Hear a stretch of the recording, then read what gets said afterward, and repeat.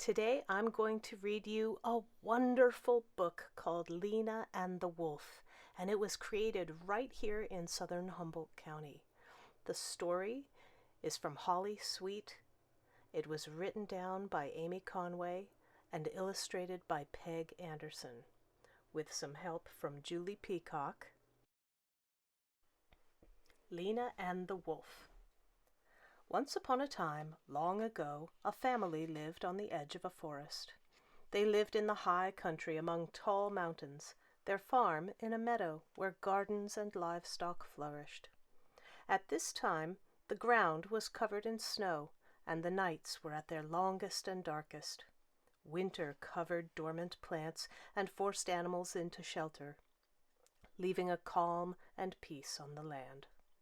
On this particular day, only the family dog, Una, could be found outside in the cold and the snow, while everybody else was inside getting ready to celebrate the winter solstice.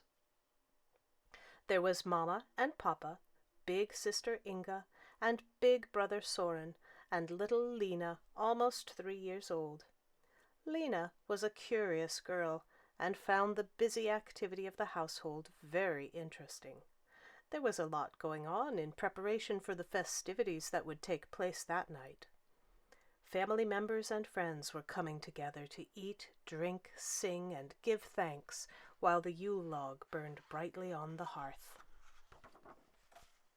In the kitchen, Mama was making rice pudding, apple pastries, and braided bread. In the woodshop, Papa was finishing up sleds for the children so they could have a surprise on solstice morning and go sledding in the snow. Soren was in the barn spreading fresh straw for the animals in their stalls and for the children who would later sleep up in the loft. And Inga was in her room attaching a little dress to the wooden doll that she had made for Lena, who had never before had a doll of her own. Everyone was looking forward to the storytelling, the music and dancing, and the special treats that came with this time of year. With everyone so busy, little Lena was left to herself, and she was bored. She followed the fragrance of rice pudding into the kitchen. "Mama, I want to help," Lena exclaimed. Turning away from the bubbling pot she was tending, Mama replied, "Oh, Lena, not right now. Go see what your sister is doing." So Lena crawled up the stairs to her sister's room, barging in without knocking, and was met with a shriek. Inga quickly threw a blanket over something and exclaimed, "Lena, you can't come in here right now. You'll get to see later." Lena was startled, but lingered a little bit before slowly shuffling away, returning to the kitchen. "Mama," she frowned, "Inga won't let me in." "Oh no, all right," Mama said. "Why don't I bundle you up so you can go out to the woodshop and be with Papa?" After Lena was dressed in her red woolen jumper, booties, and mittens, Mama tucked a sandwich into Lena's pocket and said, "Now you're all set to spend some time with Papa." Lena made her way down the hall and arrived at the door that was slightly ajar. Still, she had to push pretty hard to get it open. As soon as Papa saw her, he jumped in front of something on his work table, declaring, "Oh, Lena, this is not the time." As Papa waved Lena away, she cried, "I just want to help with something, Papa." Papa came over and directed Lena back toward the kitchen.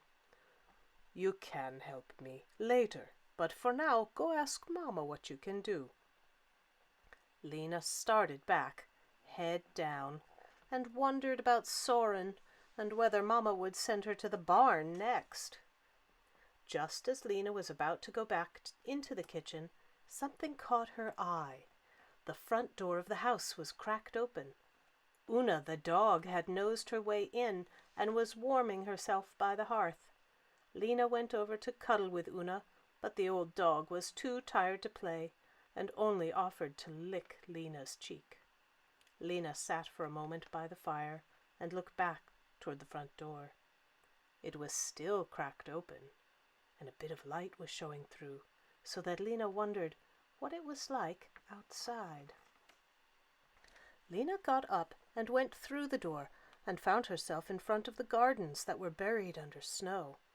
There was a little bit of sun left, and its light made the snow twinkle and sparkle. Mesmerized, Lena stepped away from the house, drawn to the dancing light. She looked up in wonder at the surrounding mountains and spotted the moon, nearly full and rising over the peaks. Before she knew it, Lena had arrived at the wooden fence at the edge of the meadow. Being so light, she had made her way over the snow easily, but now wondered what was beyond the fence, and whether she might take a quick look. She would go just a little ways, enough to see what was on the other side. The fence was covered with a snowdrift, but it was banked up in such a way that little Lena crawled right up and over the top, the crust of snow unbroken under her weight. As she looked around her, a snowflake landed on her nose. She looked up to more snowflakes coming down and saw big, tall trees marking the edge of the forest, a place she had not visited before. Ooh! Ooh! Lena started to sing, delighting in the beauty of the trees, the falling snow, and the moonlight beginning to replace the last of the sunlight. As she sang, she could hear the trees singing back to her, a lovely melody that made Lena walk forward, trying to better hear the faint sounds. Soft powder, light and fluffy, began to cover up her footprints at the same time that she found herself on a pathway of sorts. For the first time, Lena ventured into the woods. The little bit of light was enough to illuminate the animal trail that Lena followed, and soon she came to a huge tree with a hollowed-out middle. It was so big around it was like a house, and she went inside. Upon entering, Lena could see acorn shells and cones, dried grasses, and all kinds of herbs. It smelled so sweet and it felt so warm in the hollow of the tree that Lena sat down and made herself comfortable. She remembered that her mother had given her a goat cheese and honey sandwich, and she took it out of her pocket. After quickly eating the whole thing up, with sticky fingers and a sticky mouth, Lena's eyelids grew heavy, and she thought maybe she would lay down for a little while. Feeling cozy in her very own spot in the woods, Lena sighed contentedly and went to sleep. Back at the house, guests had started to arrive. Everyone was gathering for the big celebration. It was a reunion of much happiness, with hug after hug and smile after smile. Then old Aunt Jenna asked aloud, "And where's my little Lena? Where's my apple dumpling?" Mama and Papa looked at each other for the answer. "Is she still in the woodshop with you? Did you give her such a big project?" Mama asked Papa. "She was never in the woodshop. I sent her back to you," replied Papa. When Inga was asked, she said she had sent Lena back too. All of a sudden, everyone realized that Lena was missing, and when they looked around, they saw that the family dog was asleep at the fire. Una had pushed her way in, and the door hadn't latched properly. Lena must be outside. So the search began, with people first checking everywhere around the farm. But then, as the night grew darker and Lena had still not been found, they lit torches and organized themselves into search parties. Out they went into the snow, into the high meadows and the mountains and the forest, calling and searching for Lena. Indeed, one group of relatives walked behind Lena's tree, calling her name, but Lena never woke, never heard them in her slumber. But somebody else nearby did. Up the slope from the big old tree, in a rocky outcropping, was a mama gray wolf. She was old to be having a litter, and the litter was unusually late. She had only 3 pups, and she had chosen to leave the pack and bring her pups to this little cave that was lined with her fur. It was warm and hidden, and her mate was bringing her enough food to feed herself so she could nurse her pups. The cold of winter was a hard time to have wolf pups, but this wolf was wise, and she knew this would be her last litter. Licking her pups, she snuggled them into her belly, and they went to sleep after getting their fill of milk.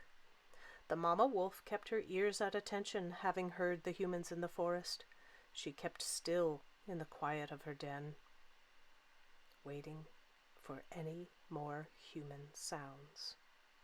This wise wolf knew about the 2-leggeds, as she thought of them, and she stayed far away from them. Down below the rocky outcropping and inside her hollow tree, Lena finally woke up. She started to shiver, and her belly ached, and she couldn't see as well as she did when she first found herself in this strange place. She started to cry. "Mama! Papa! Oh!" she sobbed. "Where are you, Mama? Papa!" Lena's voice was so loud that it carried out of the tree and woke up all of the wolf pups, who began to howl and whimper along with her. The mama wolf licked them and nuzzled them and nursed them, but nothing could stop them from crying. It wasn't long before the mama wolf had had enough. She got up, licked all her little wolves, and gave them that certain growl that warned, "Don't you dare follow me." Out she went, down to the 2-legged, to see what she could do. The mama wolf approached the tree slowly and bent down low at its opening. As the wolf looked into the hollow of the old tree, Lena suddenly saw 2 golden eyes glowing in the dark. Her crying became a whimper as she tried to figure out what this creature might be. Lena had never heard a scary story about a wolf, and she'd never thought that there was anything to be afraid of. So Lena reached out her little hand to pat the animal that to her resembled a friendly dog. On her hand there was still some sticky honey and goat cheese, and the wolf licked it, causing Lena to laugh. She kept laughing as the wolf then licked her on the face, which gently knocked Lena down.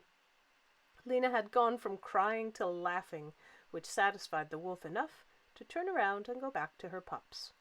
2 more times this happened, Lena beginning to cry and the mama wolf coming to quiet her down. The 3rd time, the mama wolf simply picked Lena up by the back of her collar and carried her up to the den, dropping her wide-eyed among the soft, furry bodies of the pups. There was enough moonlight to light up the inside of the den so that Lena could see the squirming pups as they licked her all over, causing her to squeal with delight. Lena didn't even notice, as she was tucked into the mama wolf's belly. Eventually the pups settled down to nurse, and Lena found herself snuggled in tight with them, closing her eyes as the mama wolf licked and nuzzled her to sleep. The next morning, all of the search parties were returning home to the farm, and not one face had a smile on it. The Yule log had never been lit, the food had never been eaten, and the celebration had never occurred. Family and friends had searched for little Lena, and all had come back empty-handed. People gathered inside the house to warm their cold bodies and tired spirits, except for Papa. He stood at the front door, still wearing his heavy jacket, his eyes scanning the land one more time. For a moment he thought he saw the flash of a wolf's tail at the edge of the meadow where it met the forest, and he stepped back out into the open to get a better look. Squinting into the dawning light, Papa could see the head of a wolf as it pushed his daughter forward out of the forest. Little Lena was being pushed into the meadow by the nose of a wolf. Before Papa could even wonder if it was real or not, the wolf disappeared into the forest, and there was Lena, with her arms lifted above her head, waving and shouting, "Papa! Papa!" "Lena!" Papa burst out, and he rushed across the snow to pick up his little girl, kissing her all over while she giggled and cried.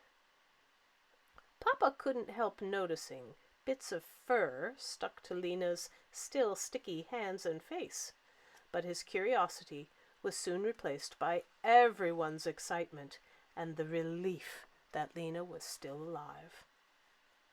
That night, the winter solstice was celebrated. The Yule log was lit, the delicious food was eaten. The singing had never been so sweet.